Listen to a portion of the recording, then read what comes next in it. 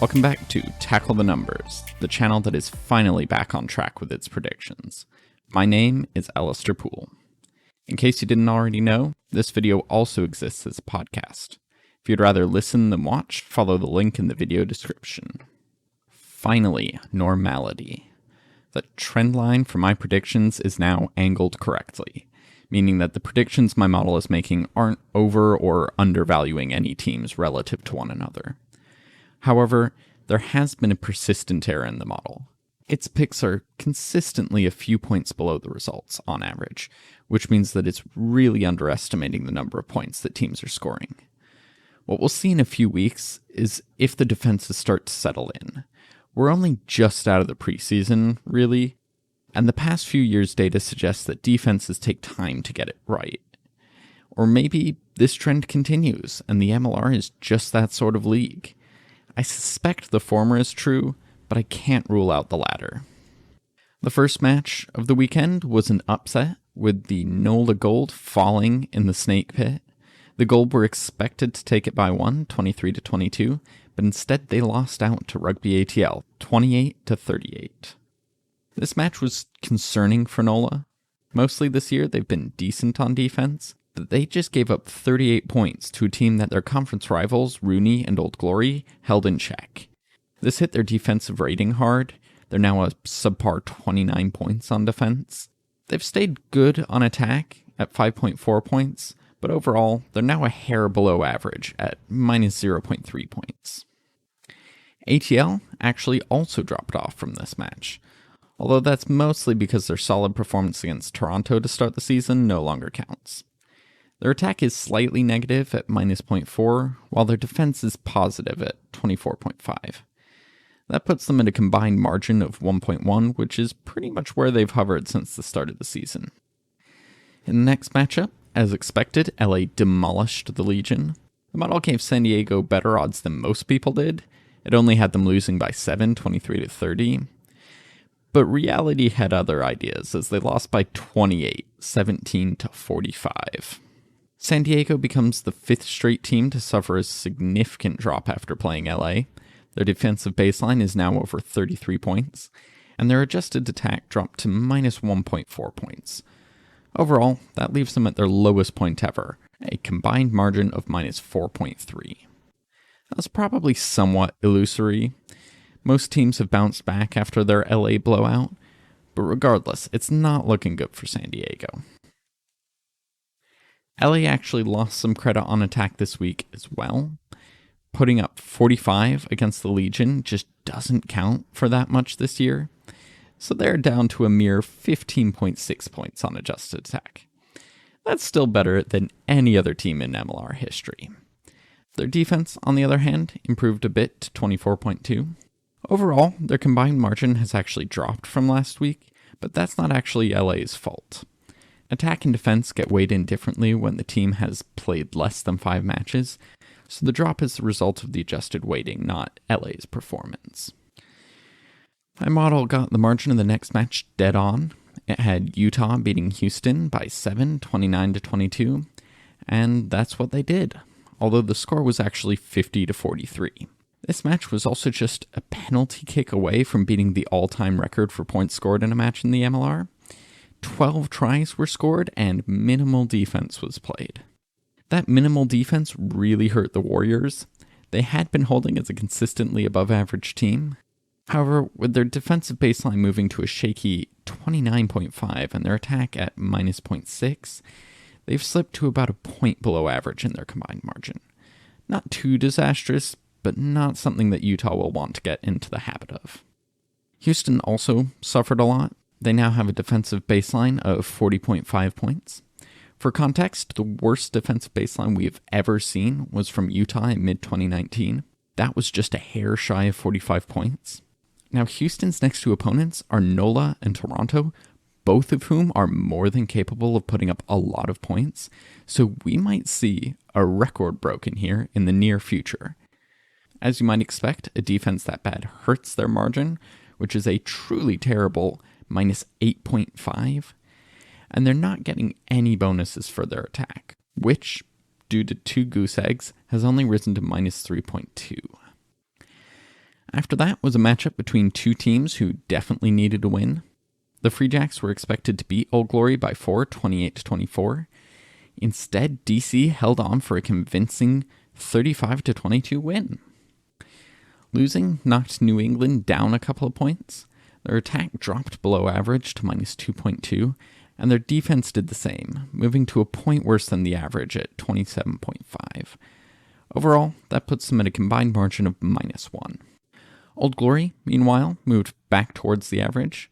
Their attack remains positive at 1.6 points, but their defense remains subpar at 29.5 points. That leaves them at a minus 1.3 point combined margin. However, it's pretty clear that this team is good, if they are healthy. With their two medical jokers in the backline, they looked like the team that started the season, not the team of the last 2 weeks. Going forward, DC will go as the health of their backline players goes.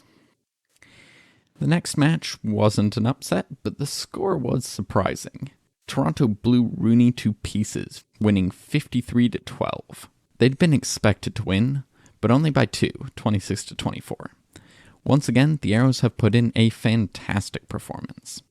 It took them some time to get there, but Toronto has found their form. Their attack has improved immensely to 6.2 points, and their defense has almost returned to their preseason level at 20.5 points. Overall, that puts them at second best in the league at a 4.6 point combined margin. When you hold opponents to a combined 19 points while scoring over 100 yourself, you are a good team. For New York, this loss tanked their rating. Their attack remains a respectable 1 point above average, but their defense understandably cratered, sitting at 39 points. That's 9 points worse on defense, which is huge. Overall, that has brought their combined margin down to a darn right bad minus 6.8 points. I would say that this is just the effect of the blowout, but it's really not. RUNY has given up an above average number of points in all but one match this year, and they've given up over 50 points twice in 5 matches. They'll need to find a way to keep teams out of the tri-zone if they want to have a chance at the playoffs. In the final match of the weekend, Austin finally showed some flair. They were expected to beat Seattle by 12, 29-17, which is the biggest margin the model has given out this year, but instead they displayed an impressive attack for really the first time this season, winning 42-15. Seattle was already at the bottom of the pack, and this only solidified that. Their attack is still incompetent at minus 6.2 points, while their defensive baseline has gotten even worse. It's now 40.9 points, which is about half a point worse than Houston. Their combined margin is minus 9.3 points, which puts them less than 2 points away from being the worst team ever in MLR history. That's rough for the only team to have ever won the Shield. After 4 straight weeks of dropping on attack, Austin finally showed some teeth. Their attack is still subpar at minus 2.2, but that's a big improvement. On defense, they've stayed basically level at 16.3 points, and that gives them a league-leading 5.6 point combined margin. Now, I think that this attacking performance says more about Seattle than Austin, but I guess we'll see when they play New England after their bye. In the rankings, for the first time in weeks, we saw some movement at the top 2 spots. Austin retook the number 1 spot, but behind them is now the Toronto Arrows, who pushed LA to 3rd by a hair. Rugby ATL remained in 4th, while NOLA dropped 2 spots to 5th. The Warriors traded 7th place for 6th place with the Free Jacks. Those two have been basically tied for weeks. Old Glory jumped up 2 spots to 8th, while San Diego remained steady at 9th, despite having a dramatic drop in their rating. RUNY fell 2 spots to 10th, and once again Houston made a really big push to steal the bottom spot, but they were outpaced by Seattle, who remained the worst in the league. As for playoff odds, we've seen real separation in the West. LA has a 94% chance to make it into the playoffs, and Austin has a 68% chance. Utah is on the outside looking in, but they still have a decent chance with 35%. No one else in the West has any real chance. In the East, it's a different story. No one is out of it yet. Toronto and Atlanta are a step up on the competition, mostly because they have an extra match in and are looking good. But beyond that, everyone is pretty even. We have a short slate this weekend, just 4 matches. Austin, Atlanta, NOLA, and Utah all have byes. The first match will be the Free Jacks heading to the Coliseum to play the San Diego Legion. Both teams are looking to snap a losing streak, and the Free Jacks especially are still in playoff contention if they can get a win. Fortunately for them, they're expected to beat San Diego by 3, 28-25. That's a 59% chance of victory for the visitors. Next up will be Old Glory facing LA, also in the Coliseum. To no one's great surprise, LA is expected to come away with it by 6, 29-23. That's a 66% chance of victory. Will DC be the one to end the win streak in LA? It seems unlikely. However, this may be the best team they've played yet, since they played Toronto before they had any consistency, which is a real shame. One of these days, someone will upset LA, but anyone picking that to happen is crazy. After that, we have an important East Conference matchup. Toronto heads to the gold mine. With their recent form, the Arrows are slated to take it by 5, 27-22. That's a 64% chance to win. This would really solidify Toronto as the best in the East. An upset, though, would see NOLA rise right back up to the top. This is a match I'm really looking forward to. Finally, we have RUNY visiting Seattle. This will be the first home game for the Seawolves this season, so we should hope that they'll rise to the occasion. However, the model has RUNY taking it by 3, 33-30. That's a 57% chance to win. But honestly, I don't think it'll be that close. I think RUNY is better than the model is giving them credit for, and I really doubt that this Seattle team will be able to find the rhythm on attack to beat them. Overall, there are expected to be 1 to 2 upsets, and there is an 84% chance that my model breaks even this week. Looking at the predictions, I really can't guess the upsets. All of them seem pretty unlikely.